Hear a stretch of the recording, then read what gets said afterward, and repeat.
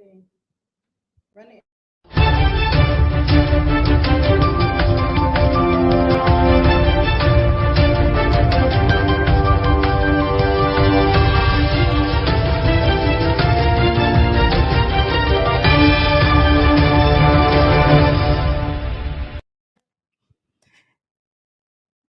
Good evening. Thank you for tuning in to Moroccan Post News. This is our third installation of the outlet as we got started. I am Tamara L. To my right, we have Abdullah L. Talib Mosi Bay, author of More Than Masonry, Masonic Compass and Square, How Her Venus and Moon Rules, Etymology and Vocabulary.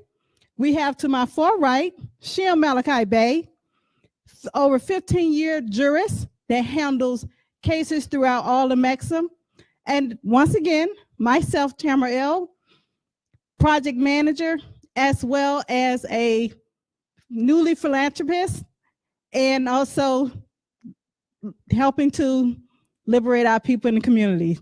Now, before we get started, let's just talk about what is Moroccan Post. Moroccan Post is a monthly digital news outlet addressing yesterday's events for today's information and tomorrow's news.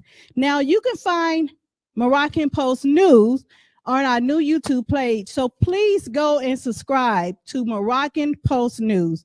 And also, we have Moroccan Post newspaper coming soon. Now, our feature editor will be Abdullah L. Talib Mosi Bay, and we'll also be looking out for other Moors throughout the Mexham that would love to be a part of Moroccan Post News to help bring and shed more light and awaken our people to their national principles.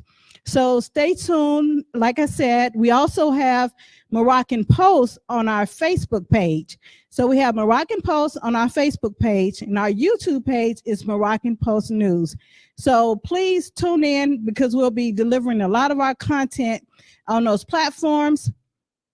As well, we have our website that we're utilizing at United Republic of Morocco.org. That information will stroll across the stream. Is that .com? No, it's .org. Either one, .com or .org, you'll reach it. Yes. Now, we like to also thank our sponsors and supporters who have supported and will continue to support Moroccan Post News, as well as the work that we are doing as caucus leaders. Want to talk about the caucus? Want to give some information about the caucus and who we are and how we came to be? Yes.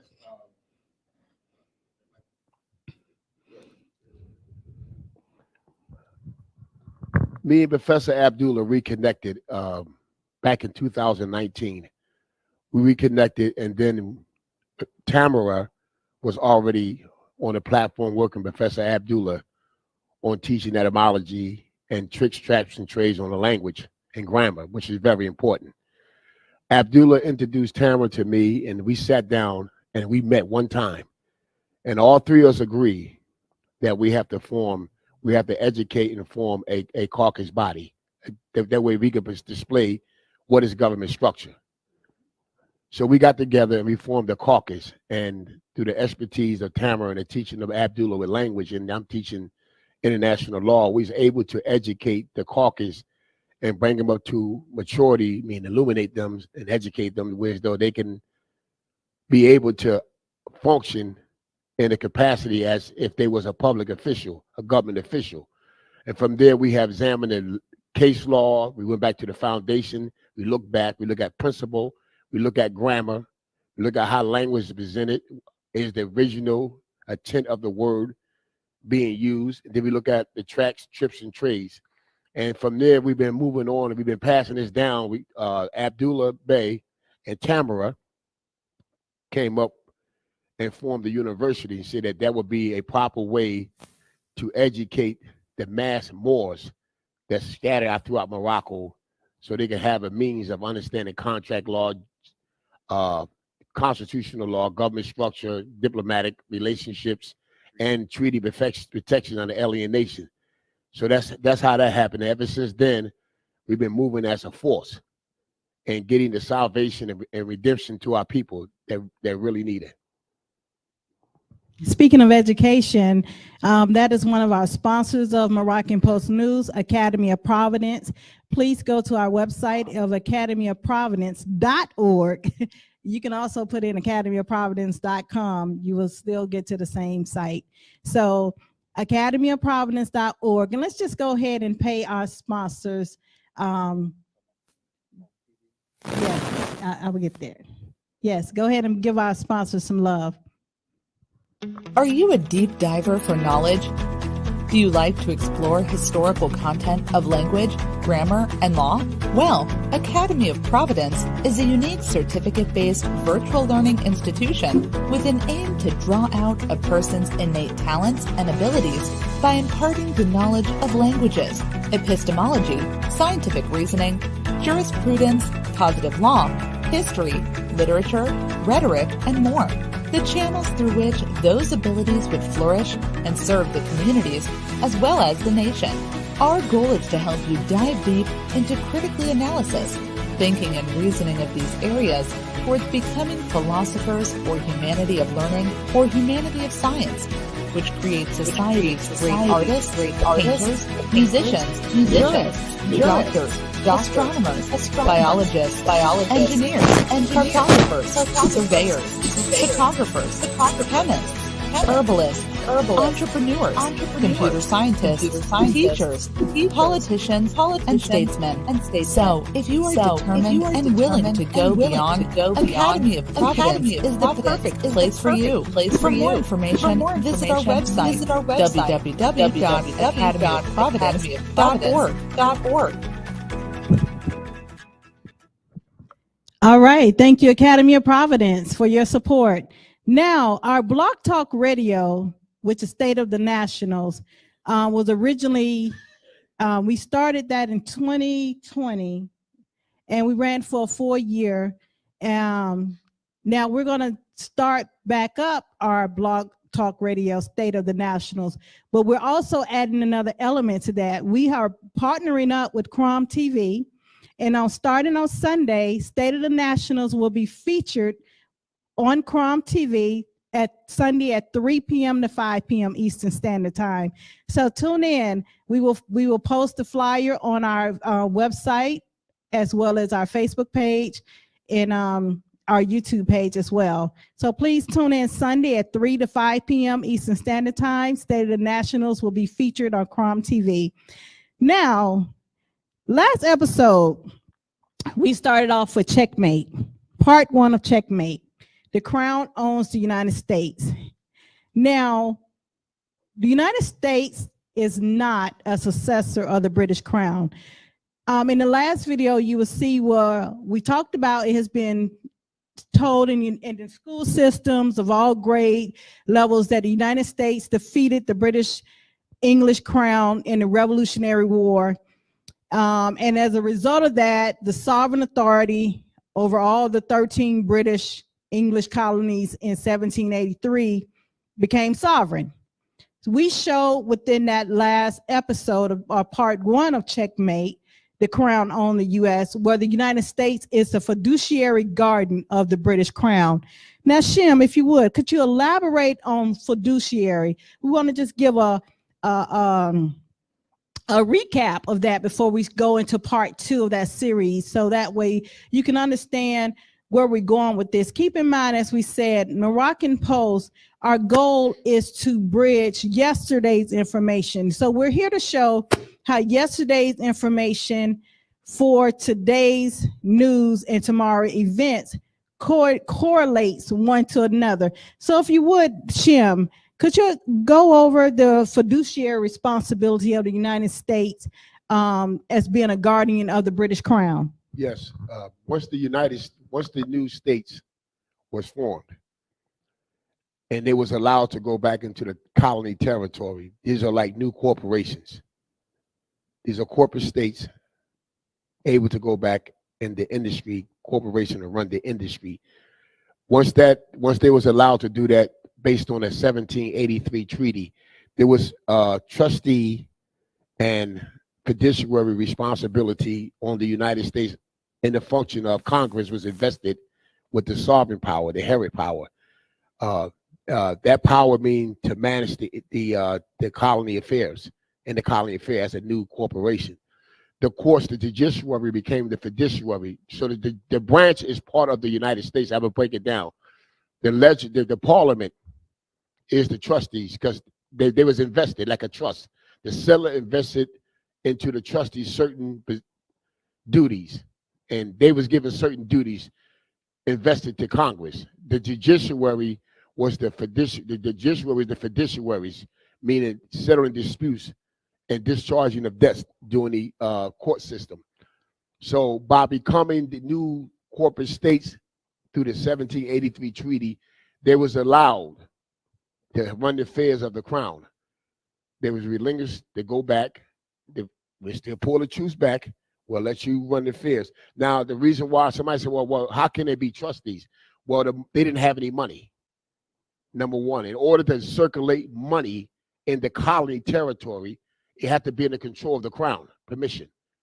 That's number one. In order to regulate commerce and trade merchandise, goods, all that fell into the treaty, commerce, peace. Now, in order for when disputes arise over trade, jurisdictional boundaries, and old possession claims, the courts settle disputes, the judiciary, and discharge their duties. So the United States took on that responsibility. And remember, the people, they had to tax the goods, the commerce, give license. They had the authority to operate in the capacity of the Lord Proprietors. See, you got to go back to the old colony charter. You see how the Lord Proprietors appointed a special commission. They appointed a governor. Sometimes they act as the governor. And then appeals were even heard by the Lord Proprietors. So that power that the Lord Proprietors had, when the esquires wrote the instrument, they allow Congress to have that invested power over the people. Congress could not do that unless the settler created that, wrote that power, and delegated to them. So this is why United States Congress is the trustees. Right now, with money to the budget, any money get released from the CHECKMATE Trust, which is the Social Security Fund, or Survivor Pension Benefit Fund, Congress have to go into legislature and pass legislature in order for the money to be released. Once the money is released, if it's not how it's settled the debts and it goes into the states to operate, once that is not done right, then they go into the courts. And the courts take over the fiduciary duties to discharge their debts, to settle any disputes. See, when you're settling disputes. Hold on. I don't want you to go too fast. Yes. Because you're talking about the elements of a trust. Yes. You're actually yes. breaking down the three elements of a trust. Yes. Now, you mentioned a settler. Yes. And the settler of this Constitution is whom? The settler is the Lord Proprietors, the esquires. The esquires are hired to write the Constitution. So the esquires are the drafters. I mean, they are considered the jurists that's putting together, but upon the instructions and permission of the Lord Proprietors. Okay. Now, the second element of a trust would be the trustee. Yes. Okay, so within this Constitution, who's the trustee of this Constitution? Congress. The vested powers in Congress. The vested powers in Congress. Okay, now you have what you call beneficiaries. I know you heard the third party to a trust is their beneficiaries. Now I heard you say the word, the French word, "cessecu," yes, which is a French word for beneficiary. Yes. Okay, so whom will be the beneficiary of this trust, this constitutional trust? Okay. You got the benefactors, you got the beneficiaries. The benefactors are the Pope, the Catholic magistrate. The co-benefactor, excuse me, that's a co-benefactor. The benefactors are the Crown and the Privacy Council. They're the benefactors of everything. From there, they deal with the exchanger or the settler. That means those that they give permission or grant letters of patent or grant them a charter. So are subjects beneficiaries of the trust? Subjects can be beneficiaries of the trust, depending how the instrument. I'm talking about of this Constitution. Yes, under the Constitution. Under the Constitution. Yes, they are the So the subjects are beneficiaries of the Constitution. Yes. Now, within any trust, can a beneficiary make any changes to that trust? Based on, let me say this, because I want to, when you're dealing with a state law, ecclesiastical, you're dealing with state, you're dealing with corporate souls, corporate soul trusts. Right. Corporate soul trusts. The ecclesiastical body, the estate, private state body, dealing with the tribes and clans, and the corporate trust is three different things. You and I can be very wealthy in the empire.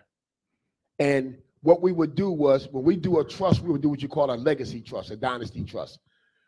We will be the exchangers. Then we will have the trustees that we appointed. Then we'll have our successors and descent and kinsmanship as the beneficiaries. We will base the trust on descent, kinsmanship, pedigree, consanguinity. That's different. Ecclesiastical trust is made when the seer gives a people a patent to go to the specific portion of the earth and to possess it based on the unseen, the power of the unseen world conveying to its seer. It ordained a seer, and it ordains that power, gives possession to a nation, the domicile, to take this portion of the earth as a domicile. The corporate trust is when the people, when the powers of the estate, that means estate. When I say estate, that's descent, that's consanguinity, allow to people to self-determine in their dominion and realm separately. They're still the same people, but they allow them to operate as a corporation. And allow, and what they do is they relinquish certain portions of the estate so they can run their corporate business as a population, self-determined. They draft up a constitution. The constitution, the parties that's not willing to be a part of the estate, to be separate, they become the beneficiaries of that corporate trust. There was a social trust.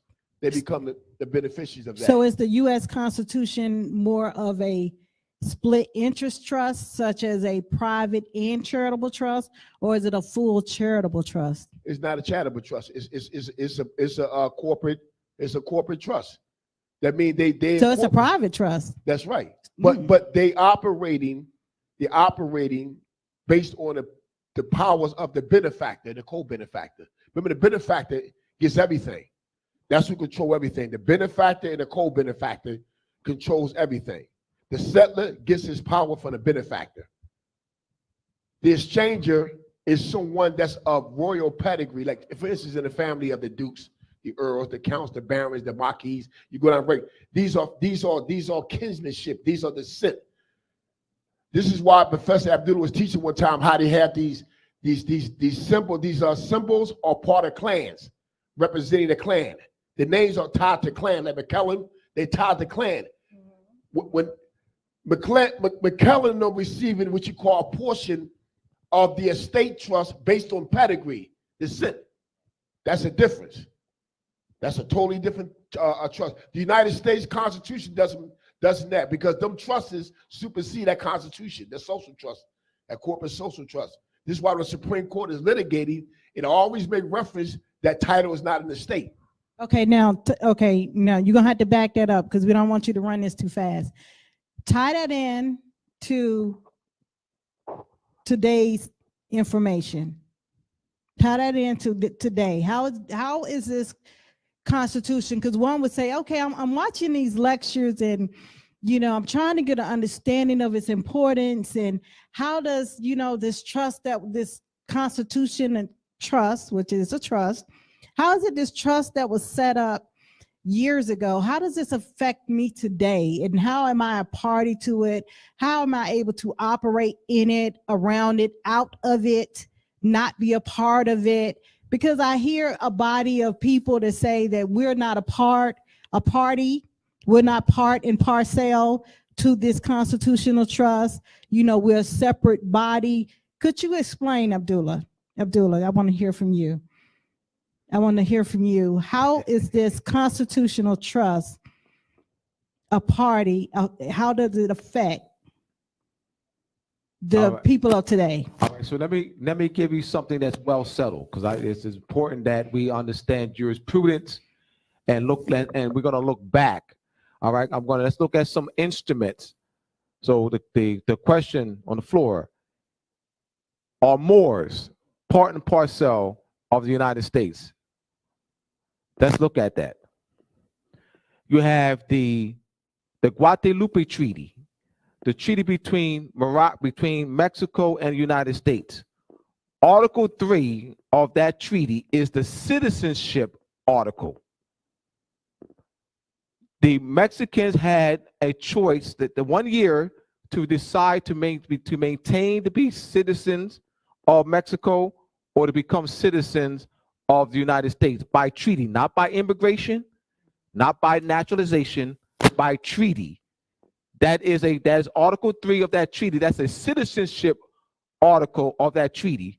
Then you have the 1803 Louisiana Purchase Treaty between United States and France. There's also a citizenship article in that treaty. They were French nationals. Let me back up. From 1656 to 1763, France had control of that Louisiana area, also Canada, up until that 1763 treaty between France and Great Britain, where France ceded a large portion of Moorish land to Great Britain. There were French subjects still there. Now, also in that part of that treaty negotiation, that Great Britain also made deals with Spain that France would cede Louisiana to Spain in 1762, the Treaty of Talib in 1762. So now Spain has control of the Louisiana area up until 1801, when Spain ceded the land back to France. Now, France in the treaty, Louisiana Purchase Treaty, sold that area to United States. There were French subjects still there. So in that treaty, French subjects still could become citizens of the United States by by naturalization with that treaty. Why did I bring this up? The question on the floor: where is the treaty between the Empire of Morocco and the United States that allowed that where the Emperor of Morocco negotiated in a treaty for Moors to be citizens of the United States? Now, we know this Treaty of Peace and Friendship between the Emperor of Morocco and the United States of 1787, but there's no citizenship clause in that treaty. The reason we went back, we have to look at what's well settled. Where is the treaty?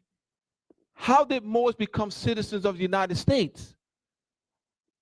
How did Mexicans become citizens of the United States? I just mentioned the treaty.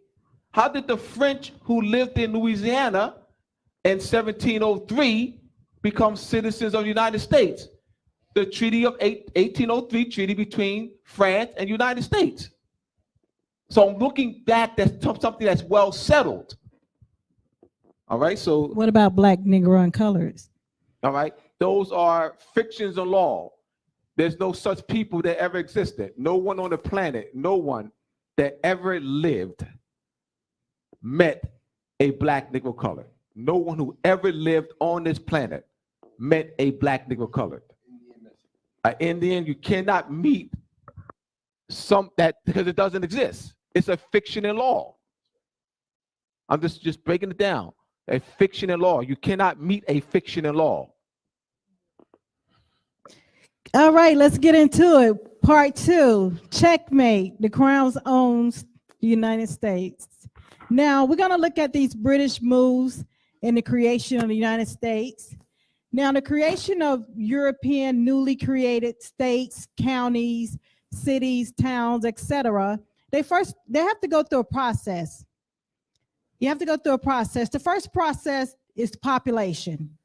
You must have a well-defined population in order to start a provincial body politic, in order to create a political society in order to govern. So you have to have a well-defined population. And within that population, number 2 must be constitution and charters of the newly created states, counties, cities, municipalities, towns, townships, and boroughs. Now, one would think that unity, they say, oh, we unite, we march, we pray, we sweat, we do all these things in unity, and we should come together in unity. But there's been long standings have shown that marching, sweating, campaigns, all those likes, is not a form of creating a population, a political body. It takes a constitution. So that's one of the main elements that is missing within the liberation and unity, true unity. I'm just going to say true unity. You just put unity, true unity of people who has been misclassified and misnomered as Black, Negro, colored. That's one of the key elements that is missing, a defined constitution and charters. Now, there's well-settled constitutions that our ancient ancestors had laid out, which is the Audubon Confederate Constitution, which is well-settled wampums, agreements in which 5 or 6, with six different sovereign Moorish nations confederated, means to come together. They came together and formed one federal government. Now, going to, I know there's been some, I want to kind of pause this a little bit because there's some misconfusions between the word federal, well, let me back up. Republic, federal, national government. It sounds great, but it's incorrect as far as its applications of understanding. Could you go into the workings and understanding of republic, federal, national government? All right, I'm going to do a distinction between Confederate and national. All right, so you have FID is the root word for confederation. All right, so you have the faith, the CON is the prefix, together. A confederation is a league of states where you have independent sovereign states, i.e. the Haudenosaunee. All right, those are 5 sovereign states. How did that is a federal government. The Haudenosaunee or Iroquois Confederation is a federal government. That is a confederation or a league of 5 independent, free, sovereign states that agreed to come together under one constitution. That is a federal government. A national government. So a federal government is where the power is derived from the states, i.e. the 5 independent, free, sovereign states of the Haudenosaunee, all right, Confederation. Which is like the Onondaga, the Cayuga, the Seneca, the Mohawk, you know, those Lenape. And they're independent, free, sovereign, independent states that came together under one constitution. That's a federal government. A national government is where the power is derived from the people. You got a million, a population of 1 million, population of 5 million, population of 10 million. They're not states. States are not coming together. All right? They don't form states. They bring a population of 5 million, 10 million under a national constitution. The power is derived from the people. That is a national government. You cannot have a federal and national government at the same time. It cannot, that is not well settled.